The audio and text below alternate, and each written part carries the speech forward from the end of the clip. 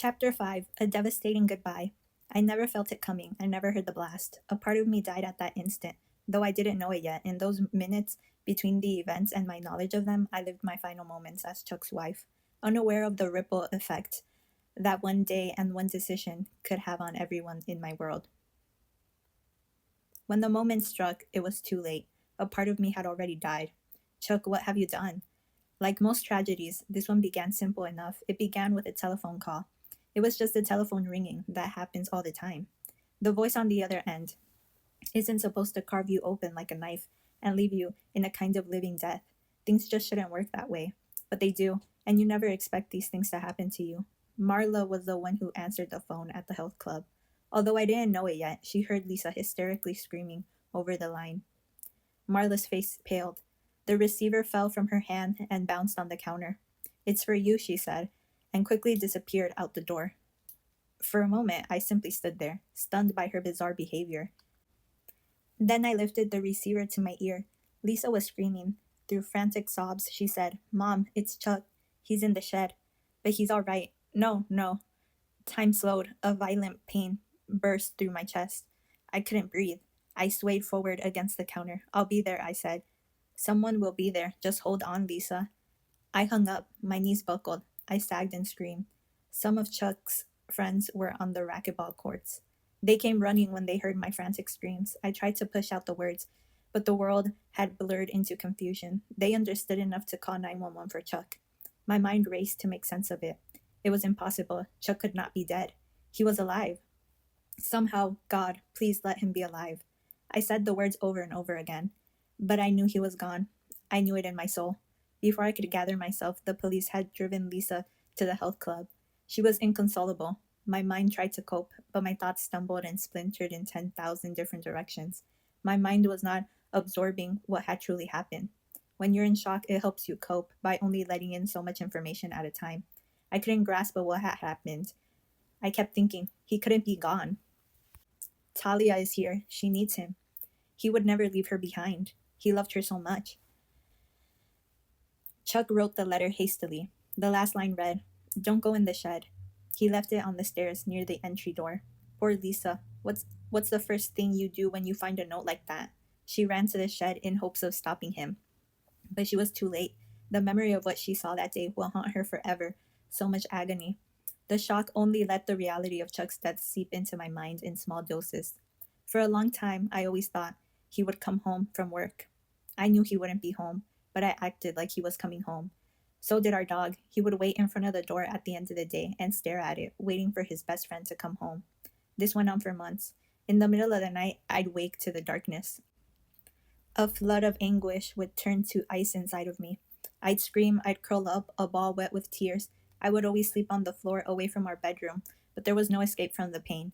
I'd collapsed and lay there asleep with my eyes open. I would pray to be relieved from the pain for just an hour, but every minute it was there with me. There was nowhere to hide from it. Looking back, it's hard to understand the depth of despair. Chuck and I had our difficulties. Our relationship was not based on a spiritual union. We never pretended to be soulmates, but we loved each other. I had never taken marriage lightly. We had a beautiful family life that I cherished and poured myself into. For a long time, I couldn't go into my bedroom. The pain of even looking inside it was more than I could bear. Family came. I was very protective over Chuck's things. I wanted everything left as it was. I wanted our room sealed off, preserved. I didn't want his scent to fade from our clothes, our sheets, anything. I wanted the last thing he touched to stay where he had placed them. Each hour, every minute, I fought against the flow of time. I was being dragged down the river. For every object moved, another piece of him faded. My mind couldn't keep up with the immediate changes in my life. For months, I slept downstairs in the family room. Chuck's brother Mark stayed over one night in the midst of the whirlwind of business and family matters that had to be handled. He slept on the couch. I fell asleep once again on the floor. We hardly spoke, and wanting to reminisce and stir the pain. When everyone was asleep, little Talia woke beside me. She saw Uncle Mark on the couch. Mark looked a lot like Chuck from the back. She crawled to him. Excitedly, she kept saying, "Daddy." Mark woke up and tried to soothe her, but she didn't understand. At almost a year old, all she could know and feel was the anxiety of her dad being gone. Not the how or why of it all. At least not yet. I was forced to take care of all of Chuck's businesses. This was extremely heartbreaking at first. I would call his secretary and tell her to gather up all paperwork that needed my attention. Chuck could do the work of 10 men in one day, and it was hard for me to keep up with everything he attended to. I'd drive to his real estate building. The sight of the building gave me pain. I'd face my car away. I couldn't face the pain of walking into his office. His secretary would come outside. I'd handle his things from there. One day I was feeling strong. I opened Chuck's medicine cabinet. I just sort of looked over his toiletries. Then I touched each one.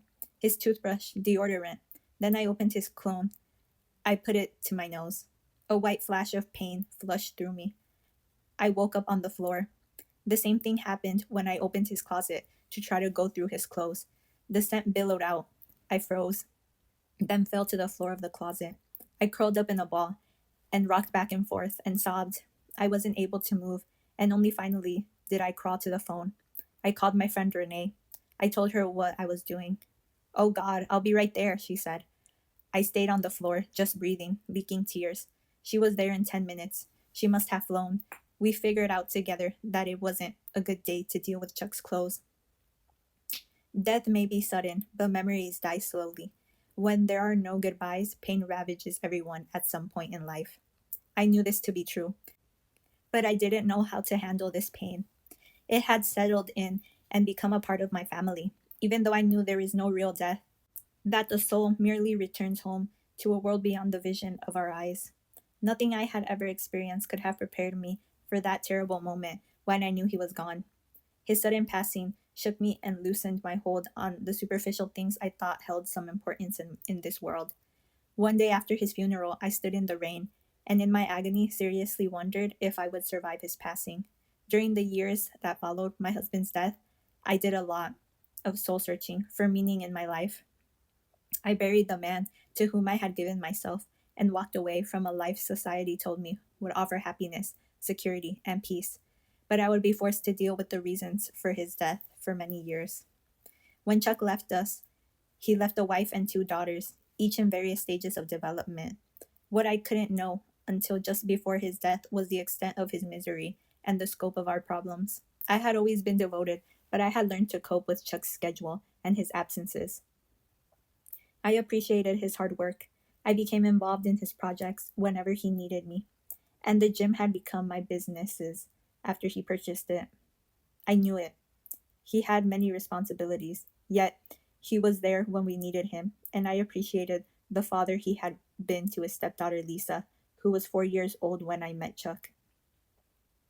Now we had Talia, and her birth had seemed to be a new birth for Chuck as well. I think he had many happy moments, but I also think he must have been haunted by the secrets that he'd kept.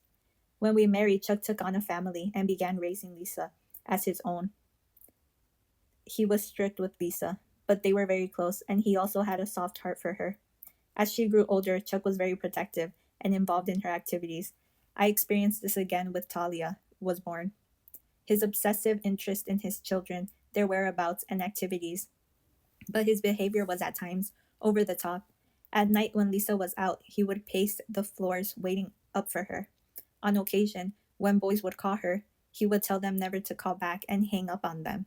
He had a need to control his family's behaviors and schedules, and I realized that my passive and shy nature had allowed him to control me for years. Watching this behavior with Lisa, however, was more difficult to stomach. Growing up in Minnesota with my parents divorced at the age of 12, I did not have an overly protective home.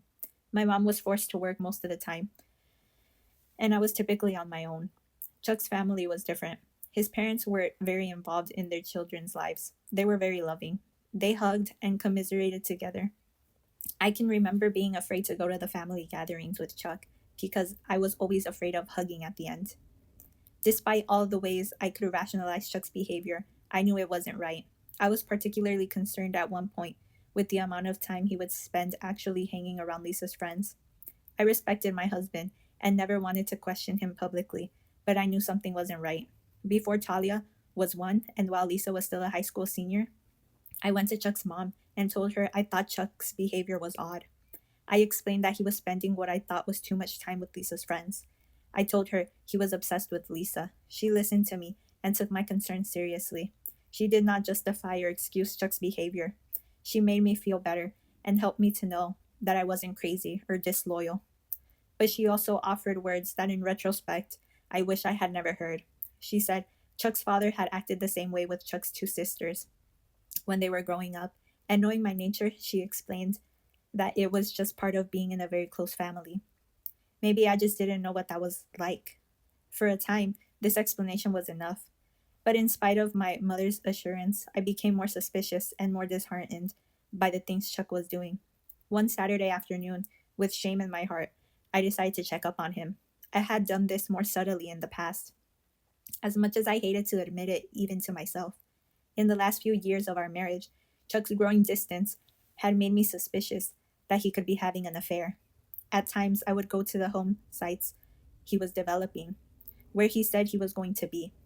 I would bring snacks or some news of interest to him, and I usually had a legitimate reason to be in the area. Chuck was always right where he said he would be. The Saturday, however, I had stooped to a new level, or at least that is how I felt. Early in the morning, I took Talia's baby monitor and hid it in our bedroom. Chuck would sometimes take naps in our bedroom on Saturday afternoons, and I thought I might be privy to a clandestine cell phone conversation, one of the many constant calls that came through to him. I also realized that I was listening for any private conversations he might have with Lisa. That afternoon, Lisa was in the house, and I was working in the dog kennel that Chuck had built for me behind our home. The kennel was beautiful, and Chuck had been very sweet to build it for my show dogs. I kept the baby monitor with me and listened to empty static for about 30 minutes. Then suddenly, I heard Lisa's voice and some rustling. I hesitated, not sure as to what I was hearing or why. Maybe I had missed an innocent exchange. Maybe she was looking for me. Maybe she was coming to Chuck with a question about homework or sports or politics, or any of the myriad subjects Chuck knew so well. I kept my mind in check as I strained to pick up the harmless conversation they must be having. But what I heard instead was rustling. No voices, no conversation. I stood motionless for a while until the sound died down. Maybe I was just hearing things. Maybe Lisa found Chuck asleep in bed and left the room. I was ready to declare myself untrusting, paranoid, and faithless, and then it happened. The next thing I heard was almost beyond my comprehension. There were noises coming from our bedroom, the sound of two people moaning and breathing heavily. The noises were unmistakable. I was in shock. I was frozen for a period of time. I don't know how much time passed, only that I turned the monitor off to avoid the sound. It was too much to hear. My nerves were suddenly splayed and frayed and raw. As I pulled myself together, I wanted desperately to run and hide and pretend it was all a fantasy, but I knew I couldn't hide anymore. I had to see what was happening with my own eyes. I walked to the house, slowly, and then almost in a sprint. I went into the house and tiptoed upstairs as quietly as I could. I lost my balance along the way and hit the wall.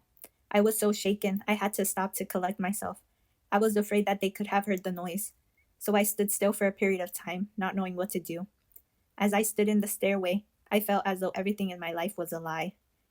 Our home, the decorations, the colors, the manicured look and feel, all the things I had poured myself into for years, they were all a facade. Forget about being a perfect family or a devoted mother. Forget about my efforts to be part of Lisa's life in every way. We were not only a broken family, we were deviant. Dysfunction describes families with poor communication or stage idiosyncrasies. This was not a matter of eccentricity. This was criminal, and it must have been ruining my daughter's life. She cannot know the damage this will cause her, I thought. Of course, I also had my own pain flooding through me, a feeling for the first time in my life that I might not have been as beautiful or as new to my husband as my daughter was. I had always felt as though I was pretty and desirable, and it was a blow to learn that my absent husband had found interest in another woman. But as I caught myself thinking these thoughts, I quickly extinguished them. If Chuck was having a relationship with Lisa, what he was doing was unspeakable. It had nothing to do with my beauty or lack of it. I forgot for a moment my own sense of anguish. The betrayal of our marriage and the destruction of our family was all wrapped into one. There would be pain to go around. And how, of all people, was Chuck involved in this? I have never known anyone who valued his public reputation more than my husband. He had always reminded me of the eager politician with his need for acceptance and his desire to appeal to everyone he meets. Didn't he know that this would not only destroy our marriage, but his business and reputation and future?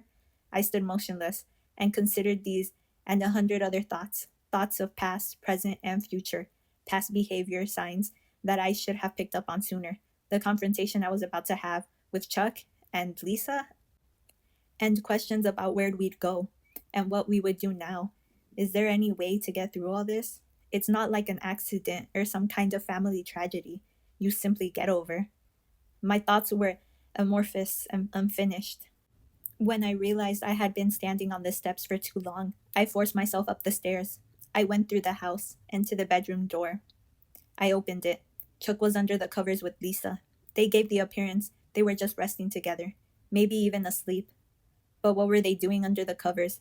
I got him up and told him I wanted to talk to him. We went into a separate room and I confronted him. I told him about the sounds coming from the bedroom and why I could hear them. I told him I wanted to know what was going on with Lisa. Although he had been all too willing to sit down with me to talk, he was now indignant. He looked me straight in my eyes and said, "Do you think I could actually do something like that to Lisa?" He spoke to me for a while, but I honestly don't remember the rest of what was said. By the time the conversation had ended, I left with more questions and confusion than I had when it had started.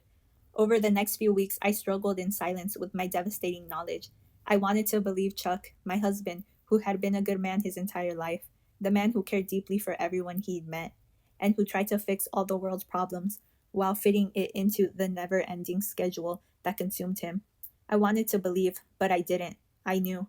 And what horrified me most was the question I couldn't answer, the question that would reveal the kind of mother and protector I had been all these years.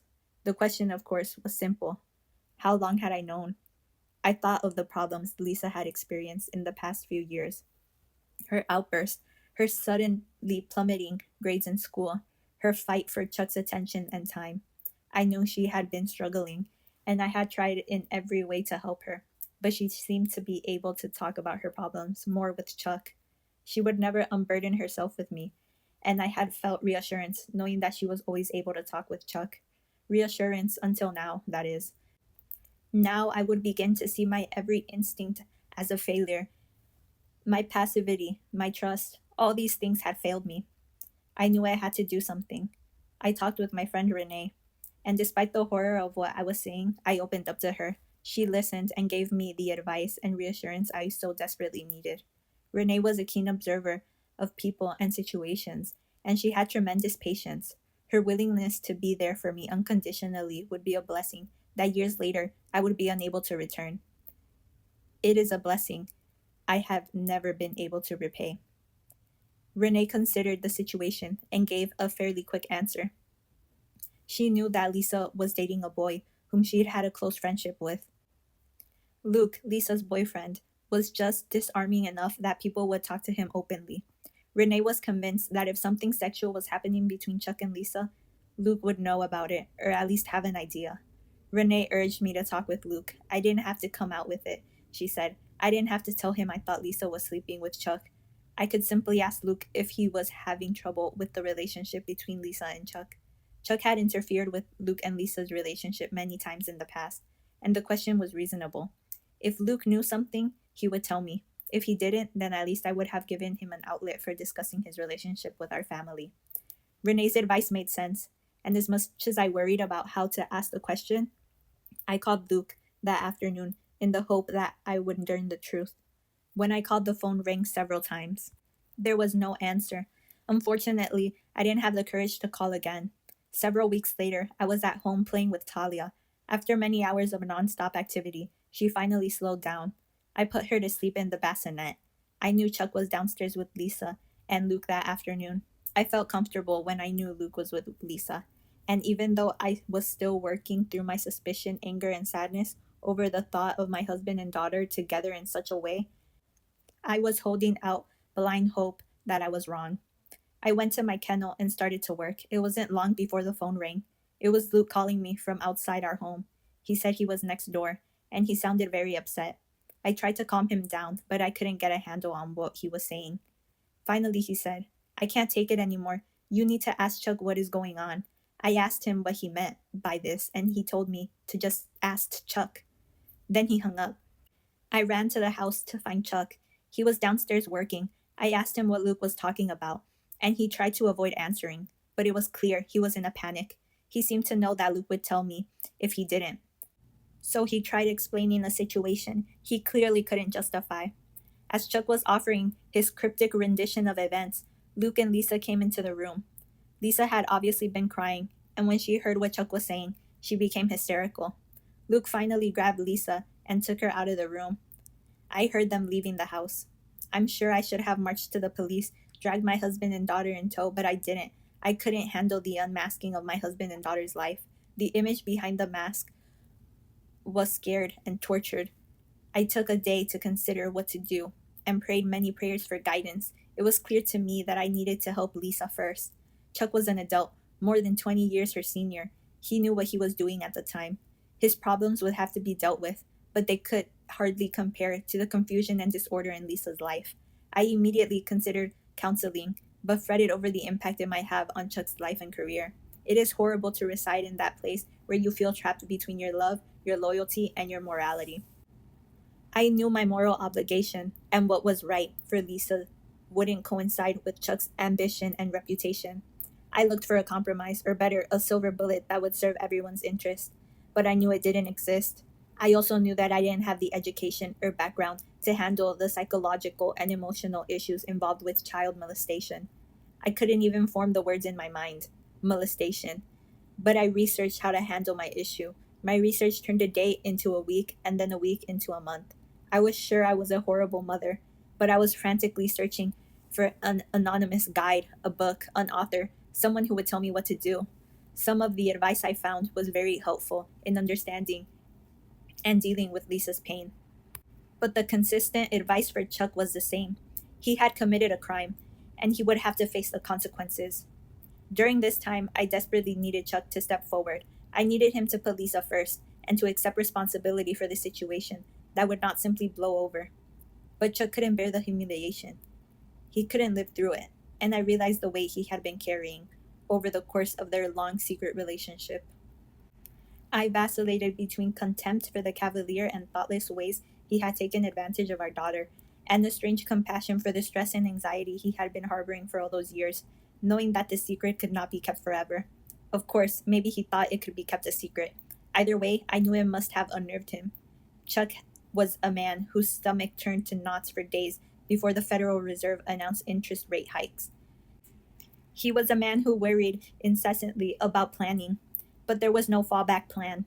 If his relationship with Lisa was revealed, still, I needed him to be a leader, to show the character that I and others had always admired in him. Step up and take responsibility, Chuck. Show us how much you love us and that you know how wrong you were. I wanted this so badly that I didn't take action for several weeks. In fact, it took another turn of events to force me into action. Lisa's outburst continued through this time and began to get worse. She was inconsolable at times and enraged at others. She also started having stomach problems. I couldn't wait any longer. It would have been unbearable to learn that her stomach problems were due to continuing sexual assault by Chuck. She persisted in denying any ongoing contact, as did Chuck, but I had played the fool for too long. I had to get help. I knew that a treating psychiatrist would have to report ongoing sexual abuse to the authorities, but my research suggested that past sexual abuse was not reportable if it had ceased. Many of the periodicals I read disagreed on this subject, so I decided I would have to ask. I knew better than to call a psychiatrist in our small town, so I contacted an office an hour away from our home in Duluth. I asked the question, if sexual abuse had occurred but was not ongoing, would the doctor have to report it? I was told that the doctor would not have to report the abuse if it had ended. A few hours later, I called back and made an appointment for Lisa the following Monday. Chuck knew about the appointment, and in typical fashion, he said all the right things. He was glad we were going. Lisa needed to talk with someone with professional experience. Lisa was having problems, and he knew it. At times, he sounded as though someone else had caused her anguish, but I knew from Chuck's demeanor that he was afraid of what might happen. I explained everything to him, so he would know what to expect, and I told him I would tell the doctor what he and Lisa had been telling me. The abuse had ended almost 2 years earlier. It had ended. When I took Lisa to the appointment, The psychiatrist spoke with Lisa and with me. Once he understood the full extent of the situation and the timeline, he asked me to leave the room so he could talk with Lisa alone. An hour later, he came out to the waiting room to meet me, and we went into his office. He said he would have to report Chuck. I didn't know how to respond. He told me he couldn't discuss his meeting with Lisa, and that he would have to contact our local police. I pleaded with him and explained that I was very afraid and uncertain. The doctor told me that if I needed him, I could call him by phone and he would help. But that was the best he could offer. On the way home, Chuck called me on the cell phone and I told him what had happened. He was in complete shock, and when we got home, he was in bad shape. Lisa and I called the psychiatrist a total of 7 times over the next 24 hours, but never received a response. The next morning, Chuck wanted to turn himself in. It was a Tuesday morning, and after some discussion, we decided we should all go to the police station together. This was going to be a very difficult day. Chuck played racquetball with the local district attorney once a week, and he knew the people who could be prosecuting him. Still, I think he hoped that the police would see things the way he did. Maybe he could keep things quiet, plea bargain, work something out. At the police station, they took us into a room alone, one by one, and taped our statements. Lisa was first, and then Chuck, then me. While I was giving a statement and answering questions, Chuck told me he left and started to drive home. When he looked down and saw Talia's picture, he turned around and came back to the station for me. I realized in retrospect he was going to kill himself then. He held himself together that night, but none of us were able to talk much about our ordeal. Later that night, I told him that everything would be okay, and he told me how sorry he was. On Wednesday morning, Chuck got a call from a female police officer, one of the officers we had met the day before. She told him the charges would be first-degree sexual assault. Chuck stopped in to see me at the health club to tell me. I told him we would get through this. He said he had to go to an appointment, and then we were going to meet at home for lunch to talk. He never made it to his appointment. He drove home listening to his favorite music. He went into the house under the stairs and took out his shotgun. He went into the backyard and spent some time at the pool. Halfway between the pool and the house, I found Talia's favorite pool toy. He had dropped it along the way as he was giving up on his life. Lisa stopped by the house even though she wasn't supposed to come home that day until late. She stopped to grab something she had forgotten. She saw the note in the entryway and ran to the shed, but it was too late. She called me hysterically. Chuck's note was simple and short. I know the pain was overwhelming to him. He wrote, "Tammy, I am so sorry. I never meant to hurt you. I love you, and so now I have to do this. I can't handle the pain of facing people. I have too much pride. Please forgive me. Love you, Chuck." Below his signature, he wrote, "Give my girls a hug. Tell my family I love them. Don't go in the shed." 4 months after Chuck's death, we were unconscious. I would write in my journal about waking up in the kitchen floor. The girls wrapped around me. The 3 of us in sleeping bags. Nothing seemed real, but unfortunately, it was. One day I wrote Chuck a note. I needed to talk with him so badly and to know how he was doing. I wrote Chuck, "I'm sorry I didn't realize how much pain you were really in. Please forgive me for not being stronger for you, for not understanding the way you were feeling. I love you so much. Your friends miss you terribly. Everyone feels so empty without you. Did you see your funeral? Everyone was there. Did you see the flowers? We had to turn some away. There was no more room at the funeral home for all your flowers. We put them in our garage. Are you happier?" Of course, that remains one of my questions. Are you happier, Chuck? The question lingers in my mind, hand in hand with the other question that has forever gone unanswered. Why couldn't I protect you, Lisa? And why does it seem I can never help you now?